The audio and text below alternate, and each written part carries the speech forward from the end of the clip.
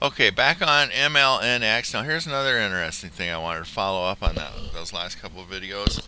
Is once you kind of get the pattern of these 20 and 50 and 200-day moving averages down on all time frames, you can just kind of predict ahead of time. Of course, it's not always going to work out, but what normally happens here is the market will find a low. Then it's going to start trading higher up in this area somewhere. Like say MLNX will get back up to like 100, just for example, in the 100 area.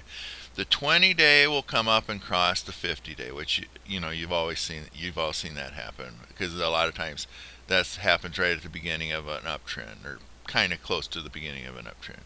So well, basically what the point I'm getting at here is this is another way that we could buy this stock, and instead of trying to buy into the low. Now bar chart's just doing this to me.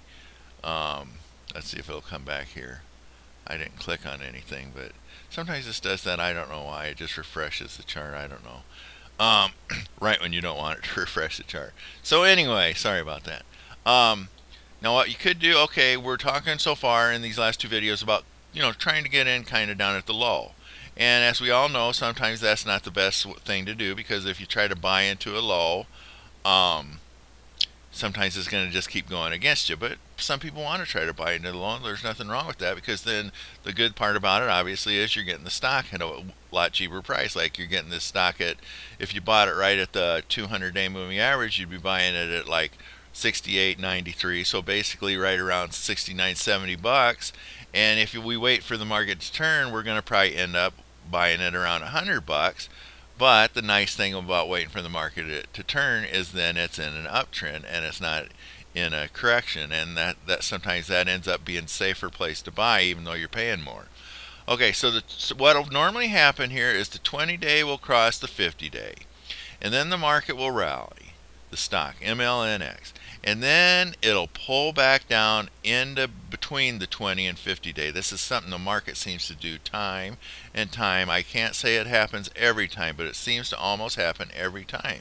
So this is something that you can just kind of predict ahead of time. You can just wait for this stock to turn higher, wait for the 20 to cross above the 50, wait for the stock to pull back down into the 20 and 50 area, right between them. That's a buy area, and then you can buy in there. And there's some different techniques that I'm going to show you coming up here pretty quick for buying in that. We have looked at some things in other videos. Just basically, if it moves into that area and closes back above the 20-day moving average, that's a buy signal. Put your buy stop above that bar's high that closed above the 20. And a CCI, if it goes up here and closes below the 20 and even at the 50 and even maybe below the 50 a little bit, anywhere in that area, 20 to 50, after the 20 is crossed above the 50, which that means the stock started an uptrend. And then if the CCI goes back above the zero line, that's a buy signal. So there's a number of different ways to get in this stock. And again, as you practice and as we go through these lessons, you'll decide which one you like to try the best. Now here's something interesting on this 20-day crossing the 50-day idea that I just mentioned. That's on the daily chart. Is if you go back to the weekly chart, and again, this is kind of how you can kind of piece things together in your mind and kind of see what's going to happen ahead of time. A lot of times I can predict these markets in my newsletters, and I can come pretty close. And of course, it's not going to always work. And the thing is, it doesn't have to always work, because if you're not in the stock, it doesn't matter if you're predicting it and you're right or wrong anyway. It's when you actually put your money on the line and the trade comes that's trading and predicting are two different things. But the thing is it's nice to have an idea ahead of time how it's going to happen, and then if you are thinking that that's what's going to happen, and then it actually does happen, that gives you confidence to take the trade. And then, like everything else, the more you see it happening and the more you get things to work, then practice makes perfect, and you just get better at it. Because that's a lot of this game is mental, and if you can get to where you can kind of see what's happening in these markets as they unfold, then you're just going to be more confident to take the trade when it comes. I'm trying to get on a weekly chart here, but for some reason it's not coming up.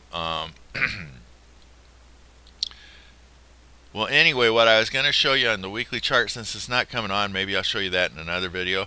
But if you remember the first video, it showed how I showed you how that the CCI was still below the zero line, and I said we could wait for the CCI to go above the zero line. Well, then let's see if I can go back and get this to come up. Sometimes it just gets a little glitch. And then you'll see. But this is how you can kind of piece the charts together. If I can get this to come up. Okay, well, anyway, I'll just talk it through this one. We'll look at a blank screen. Anyway, if that 20 and 50 day moving average cross on the daily chart, if you'll remember on the weekly chart, I said that we could wait for the CCI to go back above the zero line. Well, you can just imagine in your head that if the 20-day crossed the 50-day and the stock started rallying, that weekly CCI would go above the zero line. So then you'd have the, and that was really the only, as far as looking at the weekly and monthly charts in that first video, that was really the only negative that we really saw. On the monthly chart, the CCI was above zero and the moving averages were up. On the weekly chart, the moving averages were up, but the CCI was below the zero line, and I mentioned that you could wait for the CCI to move back above the zero line.